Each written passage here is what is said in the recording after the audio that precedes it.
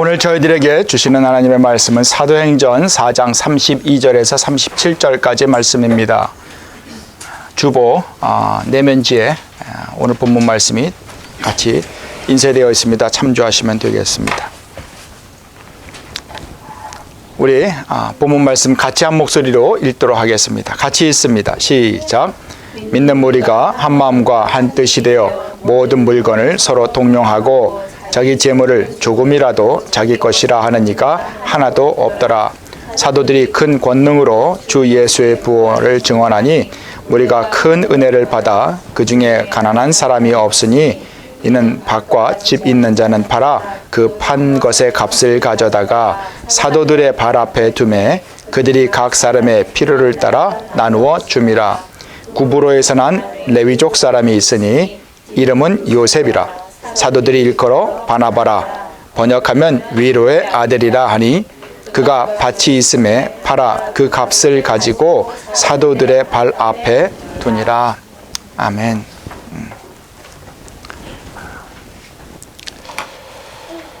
한 인간의 일생을 돌아보는 방법 가운데 가장 의미 있는 방법이 있다면 그것은 하나님께서 우리의 인생에서 행하신 일들을 우리가 뒤돌아보는 일일 것입니다.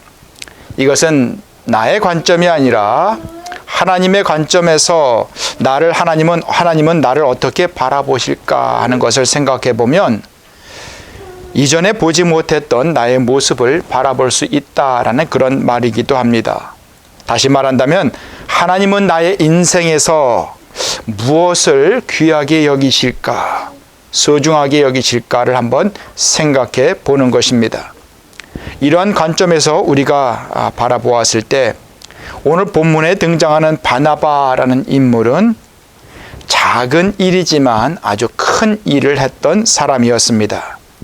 그래서 우리가 바나바의 인생을 돌아보면 그 사람이 행한 겸손함으로 인해서 하나님은 그 작은 겸손함을 통해서 그를 크게 사용하셨구나 하는 것을 우리는 발견하게 됩니다.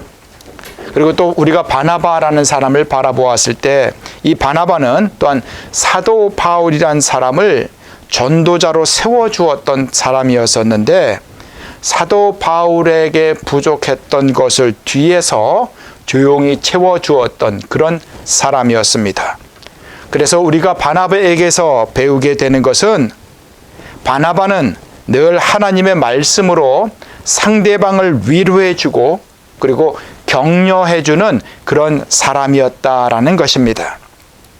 우리가 하나님을 믿고 따른다라고 할 때 그것은 하나님에 의해서 우리가 사용되어지는 것을 의미하는 것이기도 하지만 그것은 또한 우리 자신이 다른 사람들을 향한 하나님의 축복과 통로가 되는 것을 의미하기도 하는 것입니다.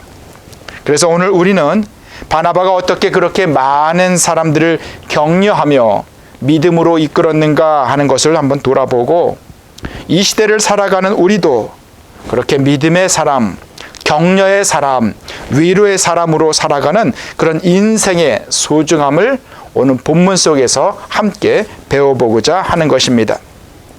특별히 오늘은 우리 코퍼스 크리스티 우리 교회의 창립 1주년이 되는 주일이기도 한데 우리 교회와 그리고 여러 성도들이 이 혼돈의 시대에도 하나님의 은혜의 통로가 되는 그런 섬김을 배우는 귀한 시간이 되기를 축복합니다.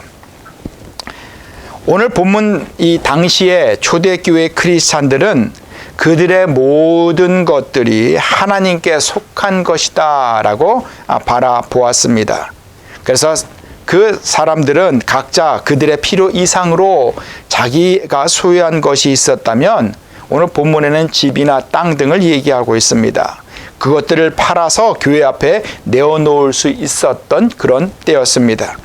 그때 바나바란 사람이 이 초대교회에 함께 있었는데 사도행전 4장 36절에 바나바를 이렇게 소개하고 있습니다. 구브로에서 난 레위족 사람이 있으니 이름은 요셉이라. 사도들이 일컬어 바나바라 번역하면 위로의 아들이라 격려의 아들이라 하니 그가 밭이 있음에 팔아 그 값을 가지고 사도들의 발 앞에 두니라 라고 소개하고 있습니다. 이 바나바란 사람은 원래 유대인이었지만 그가 태어난 곳은 구브로였습니다. 구브로는 사이프러스를 말합니다. 현재에도 사이프라는 큰 섬이 지중해에 있습니다. 이 사이프러스를 우리가 차음해서 한글로 구브로라고 이렇게 부르고 있는 것입니다. 그래서 이 바나바란 사람은 외국에서 태어났는데 요즘으로 치자면 외국어에서 태어난 한인 2세처럼 바나바도 외국 땅이었던 그 사이프러스에서 태어난 유대인 2세였다는 말입니다. 그리고 그 바나바는 원래 레위 족속에 속해 있었고 그의 원래 본명은 요셉이었다라고 저들에게 전해주고 있습니다. 그런데 이 바나바의 인생이 그가 행한 일, 그가 행한 사역과 깊이 연관이 되어 있었는데 사도들이 그 사람을 부를 때 그의 본명인 요셉 대신에 별명으로 불렀다라고 말하고 있습니다. 그 별명이 바나바였던 것입니다. 그런데 그 이름의 뜻은 위로의 아들, 다시 말해 격려의 아들이라고 저들에게 전해주고 있습니다. 그러니까 바나바는 그의 인생을 그렇게 남을 격려하고 위로하는 삶을 살아갔다라는 그런 말입니다. 그것이 그의 인생이 되었다라는 것입니다. 우리식으로 표현을 한다면 그 사람을 표현할 때 친구들이나 아니면 주위의 사람들이 그 사람의 인생을 바라보고 우리식으로 표현하는 말이 있습니다. 누구 이름을 부르는 대신에 저 사람은 뺀질이야. 뺀질이 누구 이렇게 부르지 않습니까? 그게 바로 별명이 있지 않습니까? 그리고 때로는 또 똑순이라고 부르지 않습니까? 모든 것을 잘하는 사람 똑순이라고 부르는데 그 사람의 행하는 모습을 보고 그 별명 속에 그 사람이 살아가는 모습, 살아왔던 모습을 우리가 알 수 있는 것과 마찬가지입니다. 그래서 이 요셉의 별명이 바나바였다는 것입니다. 그 바나바가 포함하고 있었던 그 의미가 격려하고 위로해 주는 사람이라는 그런 의미였다는 것입니다. 이 시대의 크리스찬들에게도 이런 바나바와 같은 사람이 더욱 많이 나타난다면 이 세상은 얼마나 다른 세상이 되겠습니까? 주님은 지금도 그런 바나바와 같은 사람을 기다리고 계실 것입니다. 그러면서 오늘 본문은 이 바나바란 사람의 사례를 들어서 저희들에게 전해주고 있습니다. 그 당시에 초기 그리스도인들 가운데 여분의 땅과 집이 있었던 사람들이 있었는데 사람들이 그것을 팔아서 그 판 것의 값을 사도들의 발 앞에 내놓았다라고 말합니다. 그리고 그들 가운데 이 바나바를 가장 대표적인 사람으로 소개하고 있는 것이 오늘 본문의 말씀입니다. 바나바에 대해서는 우리가 그렇게 많이 알고 있는 것들이 없습니다. 이것이 거의 다 많은 것을 저들에게 전해주고 있는 그 말이 되는 것입니다. 하지만 성경을 통하여서 우리에게 전해주는 것은 바나바는 아주 귀한 삶을 살아갔던 사람이었다라고 저들에게 말해주고 있습니다. 성경은 그의 인생을 한마디로 정리해서 말해주는데 그것은 그 바나바의 인생을 돌아보니까 그 사람은 남을 격려해주는 사람으로 살아갔다라고 저희들에게 전해주고 있다는 점입니다. 그래서 사도들이 그 사람을 부를 때 본명인 요셉 대신에 그를 바나바라고 별명으로 불렀다는 것입니다. 그런데 우리가 여기서 주의해서 보아야 할 것이 있습니다. 바로 이 바나바가 자기의 땅을 판 값을 사도들의 발 앞에 놓았다라는 그 장면입니다. 당시 이 유대인들 사이에서도 지역 차별이 있었습니다. 당시 모든 유대인들의 종교를 포함한 모든 영역에서 그 삶의 중심이 되는 지역은 예루살렘이었습니다. 그래서 예루살렘의 입장에서 보았을 때 저기 지도에 보시는 것처럼 북쪽에 있는 갈릴리는 예루살렘과는 상대가 되지 않는 한 지방 도시에 불과했습니다. 신앙적으로 보아도 그렇고 경제적으로 보아도 그렇고 정치적으로 보아도 그렇고 갈릴리 사람들은 예루살렘에 사는 그 사람들에게 천대를 받고 무시함을 받고 살았던 그런 지역이었습니다. 마치 예전에 서울 사람들이 지방 사람들을 무시했던 것과 같습니다. 하지만 생각해 보십시오. 예수님께서 부르셨던 제자들은 대부분들 저 지방에 있는 멀리 떨어진 촌구석이었던 갈릴리 출신들이었습니다. 그래서 예루살렘 출신 사람들 입장에서는 그 갈릴리 사람들을 바라보았을 때 마음속으로 이미 저 사람들은 천한 지방 출신 사람들이구나 하는 것을 마음에 미리 깔고 그 사람들을 바라보았던 것입니다. 그런데 그 초대교인들 가운데 레위인이었던 바나바란 인물이 예루살렘에 살고 있었던 것입니다. 그런데 이 바나바에게는 많은 재산이 있었습니다. 여분의 재산 가운데 그 땅을 팔아서 그 돈을 그 천한 갈릴리 출신 어부들의 발 앞에 내려놓았다라는 것입니다.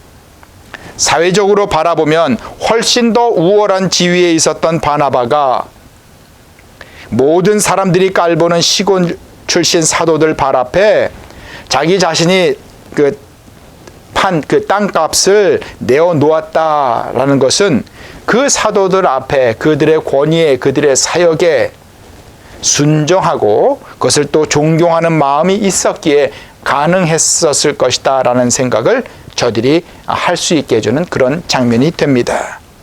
그때 바나바의 이런 모습, 그런 모습을 바라보면서 당시에 시골 출신이었던 그런 사도들에겐, 예수님의 제자들에겐 그 모습이, 그 행위가 무척이나 큰 힘이 되었을 것입니다. 그리고 사도들이 하고자 하는 사역에도 물론 큰 격려가 되었을 것이 분명합니다. 바나바란 사람의 이런 섬김의 모습이 그 주위에 있던 다른 사람들에게도 감동을 주었을 것이고, 이에 다른 사람들도 하나 둘씩 이런 모습에 같이 헌신에 동참하는 그런 모습을 보이게 되었던 것입니다. 그렇다고 해서 꼭 그렇게 무엇을 팔아서 사도들 발 앞에 내어놓아야 하는 것은 아니었습니다. 모두가 다 자발적으로 감동하여서 그 권위에 순종하고 경외하는 마음으로, 격려하는 마음으로 사람들이 그렇게 내어놓았다라는 말씀입니다. 그래서 이 바나바의 이야기는 당시 예루살렘 초대교회의 많은 사람들에게 큰 자극제가 되었을 것입니다. 결과적으로 사도행전은 그 바나바의 그 한 예를 콕 집어서 그 많은 초대교회 사람들에게 가장 큰 영향을 끼쳤던 한 예로서 저들에게 전해주고 있는 것이 오늘 본문의 말씀이 됩니다. 이런 점을 우리가 살펴보면 바나바란 사람은 섬김에 대한 인생관을 갖고 있었다라는 것을 우리는 깨닫게 됩니다. 우리가 소위 스튜어드십이라고 말하지 않습니까? 청지기 의식이라는 그런 말입니다. 바나바는 자기네 자신의 모든 소유는 하나님께 속한 것이었다라는 것을 말해주고 있는 것이고, 그 자신 또한 하나님의 청지기로 인식하고 있었다라는 것을 저들에게 전해주고 있는 것입니다. 바나바가 보여주었던 이런 청지기 의식이 인류 역사에 있어서 아주 큰 흔적을 남기게 됩니다. 바나바 자신은 자신이 그때 행한 그 조그마한 행동이 어떻게 큰 변화를 이끌어낼 것인가를 생각해 보지는 못했겠지만, 그 바나바란 이름처럼 여러 사람들을 영적으로, 그리고 인간관계적으로, 그리고 물질적으로 격려해 주는 사람이었다는 것입니다. 그런 그가 그의 인생에 있어서 사도 바울이라는 사람을 만나게 됩니다.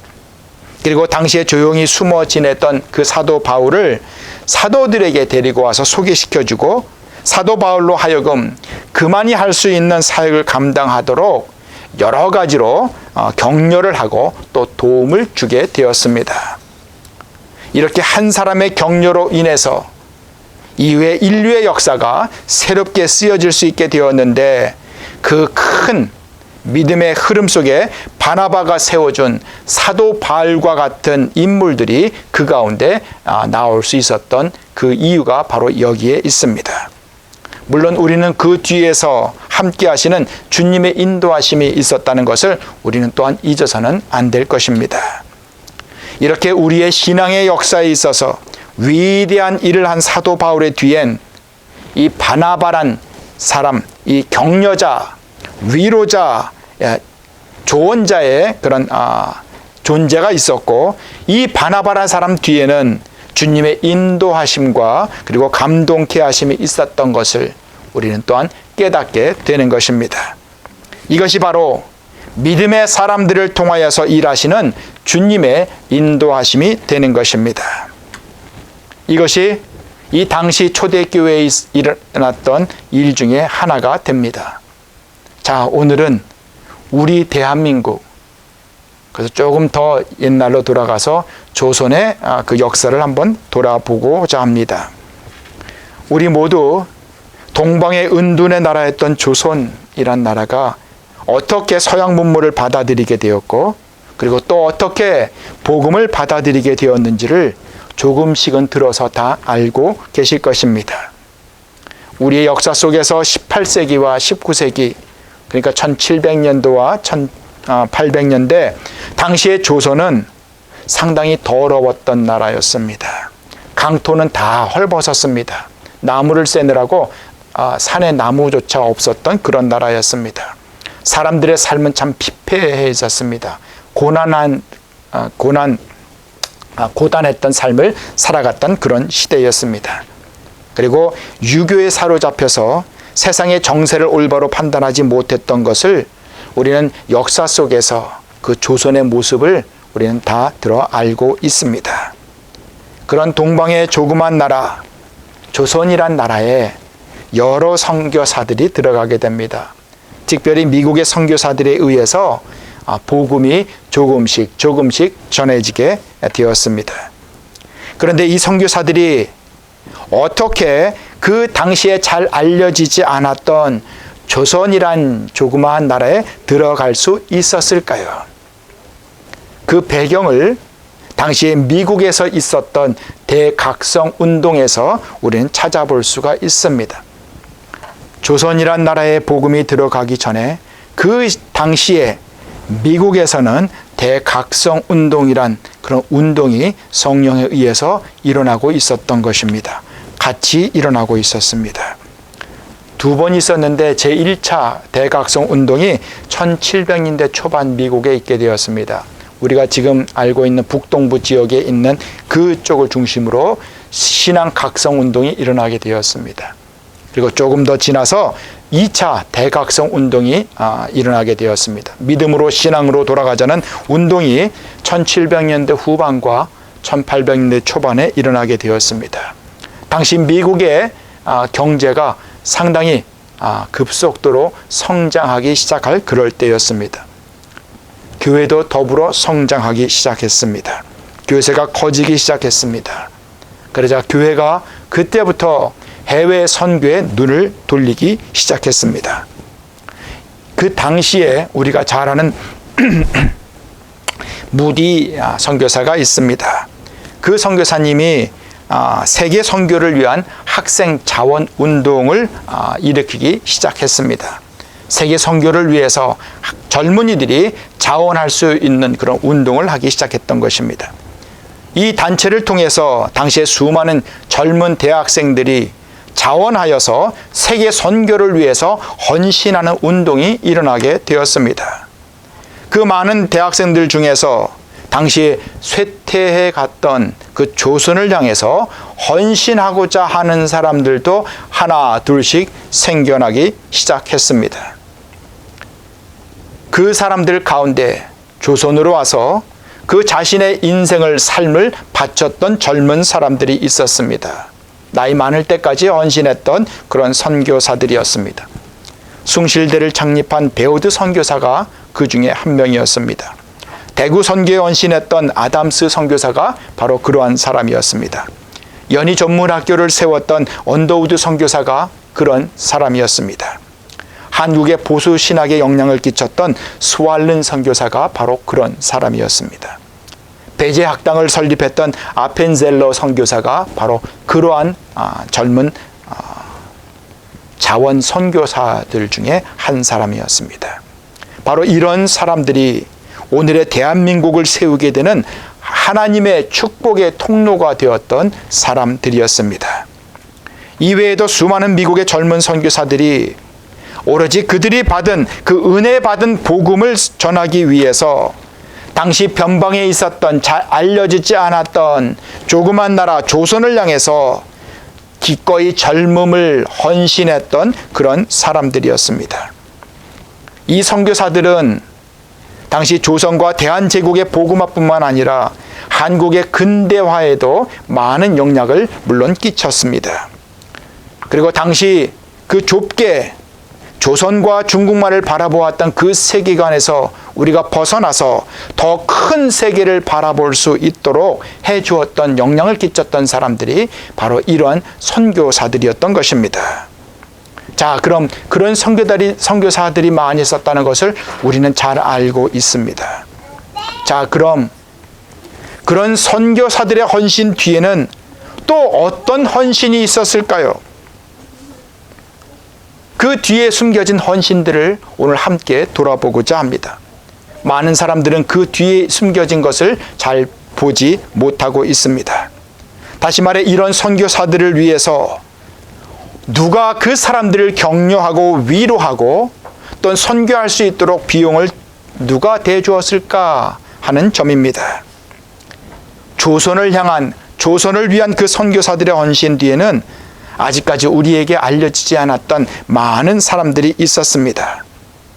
그렇게 뒤에서 숨겨진 사람들 덕분에 우리의 조국 대한민국의 복음이 전해질 수 있었던 것입니다. 바로 이런 사람들이 18세기, 19세기의 바나바와 같은 사람들이었습니다. 선교사들이 그랬고요. 뒤에서 도와주었던 사람들이 그랬고요. 기도해 주었던 사람들이 그랬고요. 후원해 주었던 사람들이 그랬고요.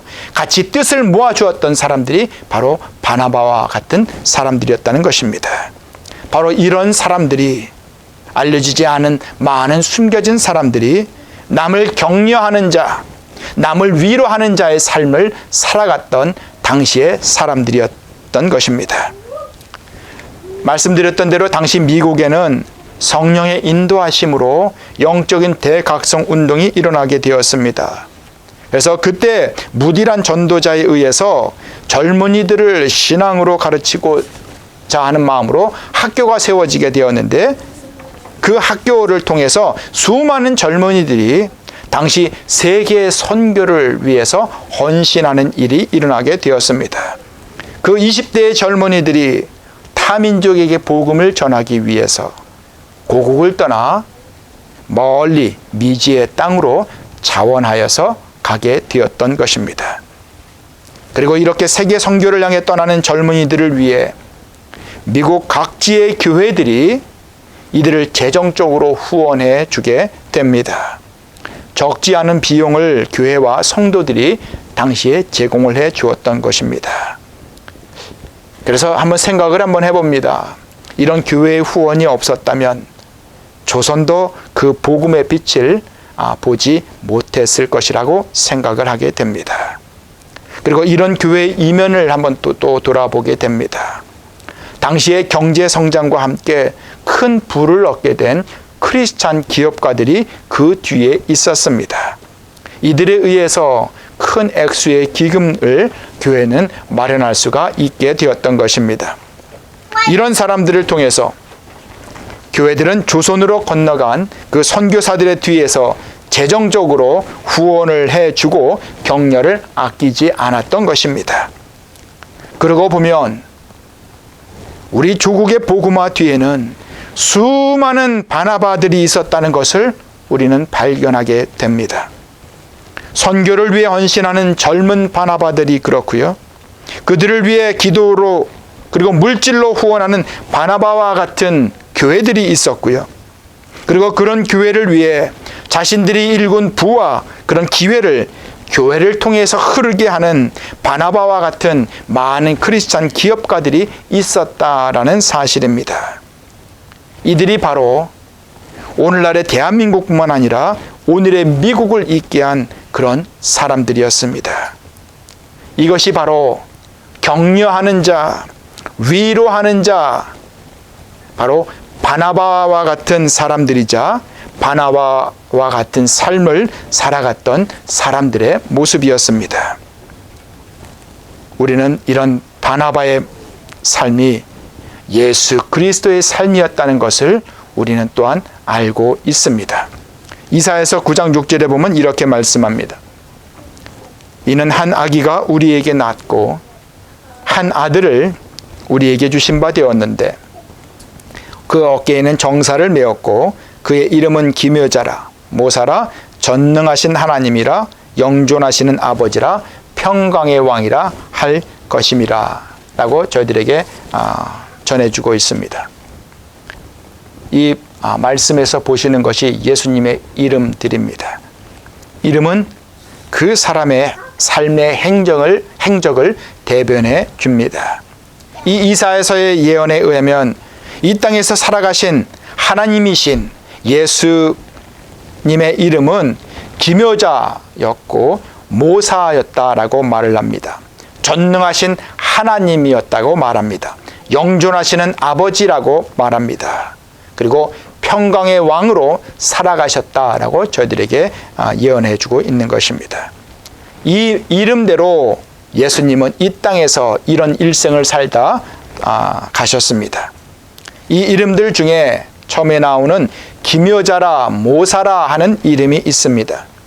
이 이름은 두 개로 해석할 수도 있고 한 개로 해석할 수도 있습니다. 기묘한 사람, 놀라운 사람이라는 그런 뜻도 되고 놀라운 사람, 기묘한 사람이다라는 그런 이름도 됩니다. 영어로는 이것을 Wonderful Counselor라고 이렇게 얘기합니다. Wonderful과 Counselor를 따로 말할 수도 있고요. Wonderful Counselor를 한 단어로 말할 수도 있습니다. 예수님의 삶이 이렇게 우리가 아는 카운슬러의 역할이 무엇입니까? 사람의 이야기를 들어주고 그 사람을 격려해 주는 겁니다. 위로해 주는 겁니다. 세워주는 역할을 합니다. 그것이 카운슬러의 역할입니다. 근데 그 행하시는 예수님의 모습이 놀라운 우리가 상상할 수 없는 삶의 모습으로 살아가셨기에 놀라운 기묘자라 모사라라고 저희들에게 말을 해주고 있는 겁니다. 그래서 영어로는 이것을 그냥 Wonderful Counselor라고도 이렇게 표현을 해주고 있습니다. 이렇게 사도들과 바울에게는 이들을 격려해주는 바나바와 같은 인물이 있었고, 그리고 우리의 조국 대한민국의 복음화 뒤에는 우리 민족을 위로하고 격려해 주었던 그런 선교사들이 있었고, 또 그 선교사들의 뒤에는 이들을 지원하고 격려해 주었던 바나바와 같은 미국의 교회가 있었고, 바나바와 같은 미국의 크리스찬 사업가들이 있었다라는 것입니다. 그리고 이 모든 일들의 뒤에는 우리를 사랑으로 이끄시는 주님의 격려와 인도하심이 분명히 있었다는 것을 우리는 또한 믿는 것입니다. 세상 사람들은 이런 것을 보고 우리가 운이 좋았다라고 말을 하지만 우리 신앙에는 그곳엔 분명히 하나님의 계획과 인도하심이 있었음을 우리는 믿고 있습니다. 오늘 말씀을 이제 정리하고자 합니다. 코퍼스 크리스티 우리 교회 성도 여러분 한 사람 한 사람이 서로를 격려해주고 위로해주는 그런 바나바가 되시기를 축복합니다. 이것이 교회가 행할 사역입니다. 그리고 여러분이 행할 사역이 바로 이것입니다. 다른 것 아닙니다. 내 바로 가까이 있는 사람, 그리고 내가 만나는 사람, 같이 함께 모이는 사람을 격려해 주는 겁니다. 그리고 위로해 주는 겁니다. 세워주는 겁니다. 작은 일이지만 이것으로 인하여서 큰 위대한 일, 하나님의 축복의 통로가 되는 그러한 일들을 오늘 본문과 우리 대한민국의 역사 속에서 우리는 발견하지 않았습니까? 우리가 함께 섬기는 코퍼스 크리스티 우리 교회도 다른 성도들은 물론 이 지역과 그리고 더 큰 선교를 위해 격려하고 위로해 주는 그런 바나바와 같은 그런 교회가 되기를 축복합니다. 기도도 필요합니다. 헌신도 필요합니다. 물질적 후원도 필요합니다. 그리고 우리들을 통해 부어주신 은혜를 이 지역과 선교를 위해 은혜가 흘러가게 되는 그런 축복의 통로가 바로 저와 여러분이 되고 우리 교회가 되고 그런 사역을 감당하는 바로 우리 교회가 되기를 축원합니다. 우리의 인생이 이렇게 바나바와 같은 격려와 위로의 삶이라면 우리에겐 이보다 더 큰 은혜와 영광은 없을 것입니다. 격려하는 자, 위로하는 자, 이 바나바라는 별명이 이곳에 함께한 모든 성도들과 교회에 불려지게 되기를 주님의 이름으로 축원합니다.